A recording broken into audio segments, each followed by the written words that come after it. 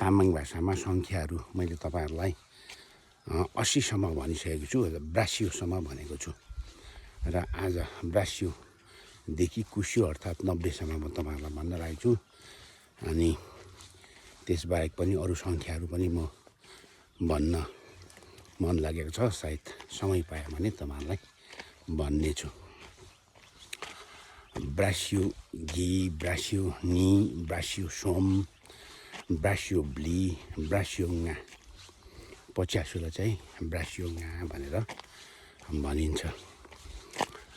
ब्रास्यो डुस, ब्रास्यो niche, ब्रास्यो ब्रात, ब्रास्यो कु, ब्रास्यो कु, कुस्यो, कुस्यो चाहिँ 90लाई कुस्यो भनेर भनिन्छ।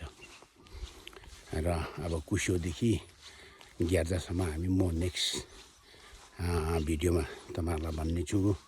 र आज फेरि तपाईँहरूलाई म अलिक ठुल्ठुलो सङ्ख्याहरू तपाईँहरूलाई दोहोऱ्याउन लागिरहेको छु। र ठुल्ठुलो सङ्ख्याहरू भन्दाखेरि 100लाई चाहिँ ग्यार्जा घी भनेर भनिन्छ, ग्यार्जा घी भनेर भनिन्छ। 500लाई ग्यार्जा ङा भनेर भनिन्छ।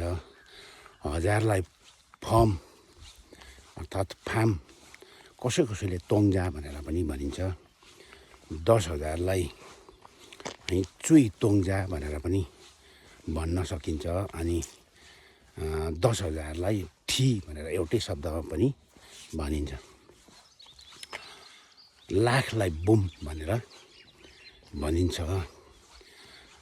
10 लाखलाई चिवा भनेर भनिन्छ।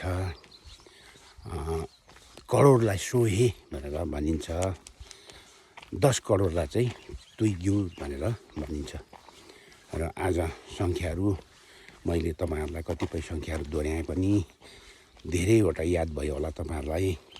यी सङ्ख्याहरू यो दैनिक जीवनमा प्रयोग हुने भएकोले गर्दाखेरि अत्यावश्यक लागेर मैले तपाईँहरूलाई भनिरहेको छु।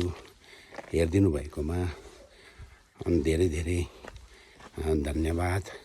मन पर्यो भने लाइक सेयर पनि गरिदिनु हुन अनुरोध गर्दछु। हवस्।